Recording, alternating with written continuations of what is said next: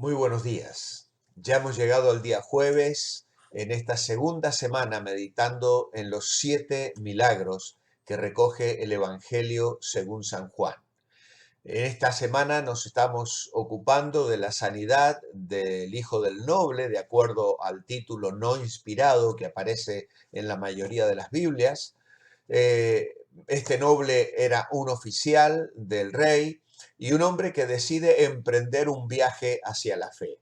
Desde el punto más bajo de la fe, contando entre aquellos que estaban obsesionados tal vez por ver señales y prodigios, él tiene una gran necesidad y ha oído de las cosas que el Señor ha hecho en Judea y entonces emprende ese viaje de 25 a 30 kilómetros aproximadamente para llegar al encuentro de Jesús pasada las 6, 7 de la tarde. La conversación con el Señor es de breves minutos, pero aquel hombre recibe de parte del Señor una palabra que él decide creer. Ve, tu hijo vive. Claro, aquella no era una hora apropiada para iniciar el regreso, porque el camino a través de las montañas era peligrosa. Así que pasa la noche allí en Caná de Galilea y al día siguiente, seguramente muy temprano, emprende el viaje para llegar a su casa. En el camino ya se encuentra con los siervos que salen al encuentro de él con la buena noticia. Su hijo está sano. Y entonces él comienza a preguntar acerca del momento específico en el cual la fiebre le había abandonado, y los siervos le confirman que fue a la hora precisa en la que Jesús pronunció la palabra. Así que este hombre, cuya fe había descansado únicamente en milagros, avanza a un estadio superior de fe.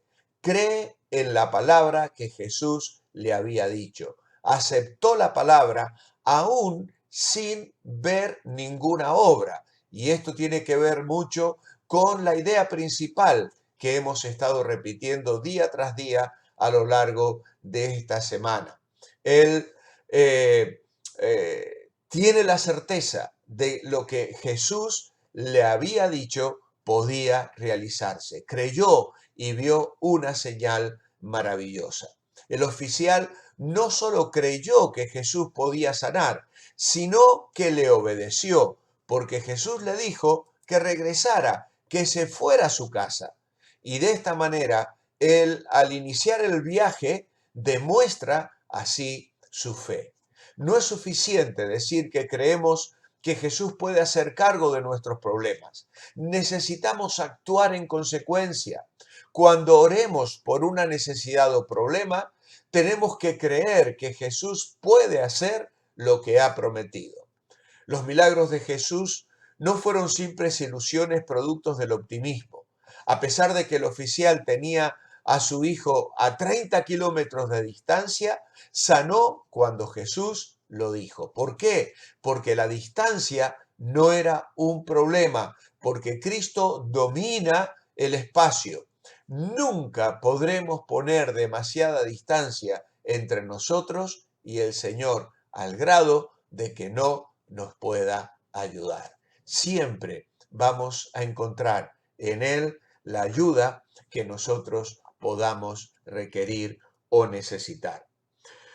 Hemos dicho esta semana que lo que este hombre hizo fue iniciar un viaje hacia la fe.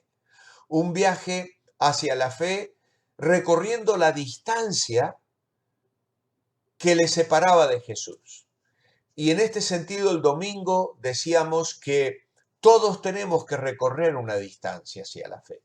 A ese viaje de fe debemos movernos a tomar los recursos que Dios pone a nuestro alcance. A veces decimos que creemos, pero nos quedamos encerrados en nuestra casa, encerrados en nuestro dolor, encerrados en nuestro problema y no recurrimos al Señor. No vamos hacia Él. No levantamos realmente nuestros ojos para esperar en Él, sino que nos quedamos reducidos y limitados por el problema, por la angustia, por el dolor, por la desilusión, por las lágrimas. hay algo que nosotros podemos hacer y es tomar de los recursos que el Señor nos da. También hablábamos de la oración que debemos hacer. Y esto lo hemos meditado antes de ayer cuando hemos recordado que la oración es necesaria en nuestras vidas. Abrir nuestro corazón y derramarlo completamente, sea cual sea la necesidad que tengamos delante del Señor. Pero también el domingo hablábamos de las noticias que debemos compartir. Las noticias que debemos compartir.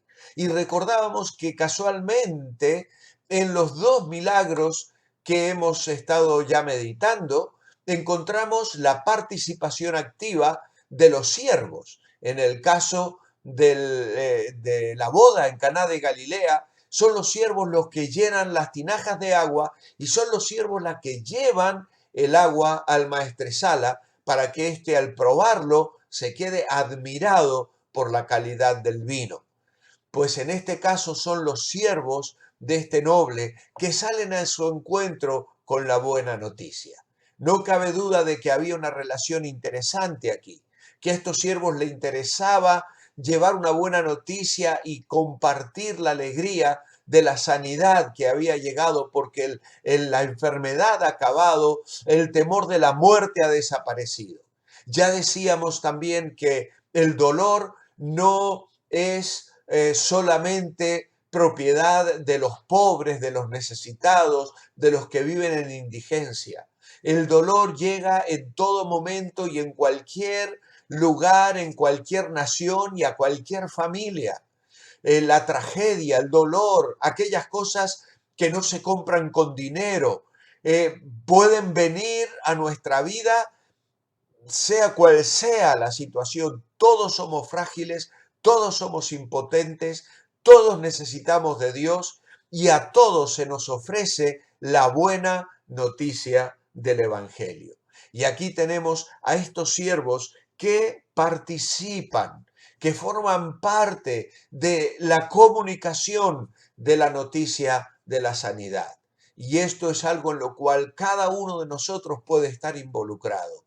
Compartir a Jesucristo, hacerle saber a otros de aquellas cosas que Dios ha operado en nuestra vida.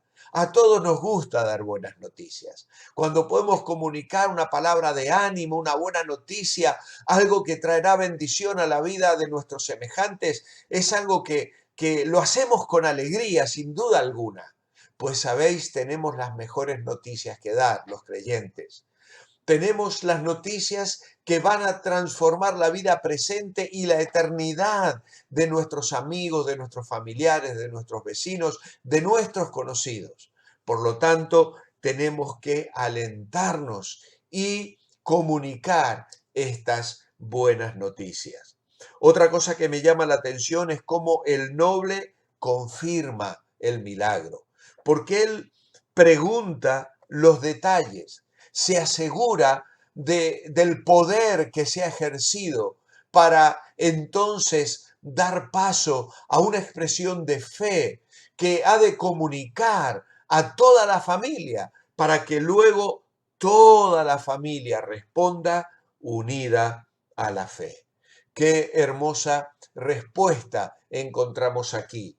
Creyó él con toda su familia, dice la Escritura, literalmente toda su casa, y se transforma así en el primer ejemplo de toda una familia creyendo en Jesús, como luego habría de acontecer en el caso de Crispo, en Hechos capítulo 18 y versículo 8.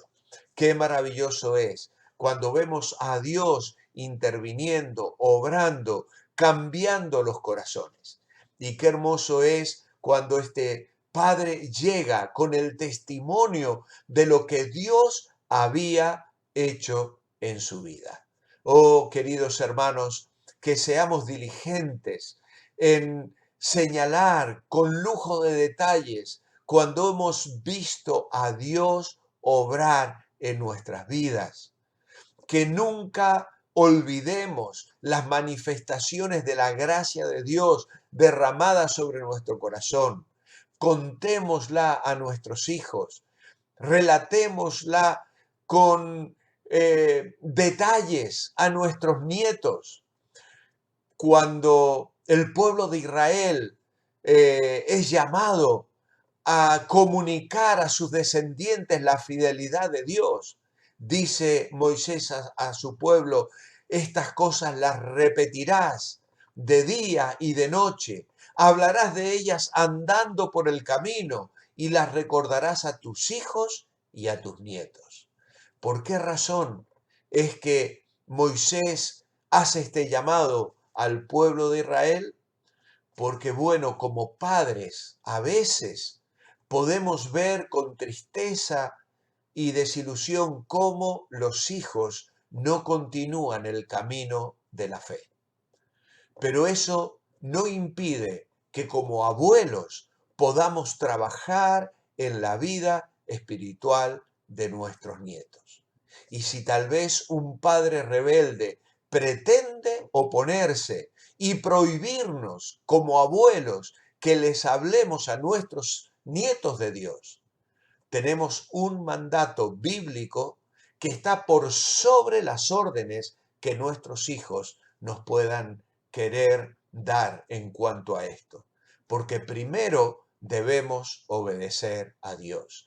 Y Dios lo hace esto para garantizar la continuidad de la fe, para que aun cuando un hijo rebelde como el pródigo se haya apartado del camino del Señor, no pueda impedir que como abuelos dejemos y transmitamos la eficacia de una fe que puede germinar en el corazón de nuestros nietos, despertando en ellos el amor por Dios, el amor por su palabra y la disposición a confiar, a creer y a seguir en obediencia a los mandamientos de la palabra de Dios y del Evangelio de Jesucristo.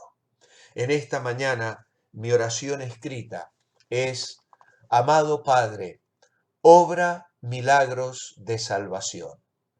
Toca muchos corazones, cambia vida, restaura las heridas, sana corazones rotos, derrama bendición y salvación para muchos.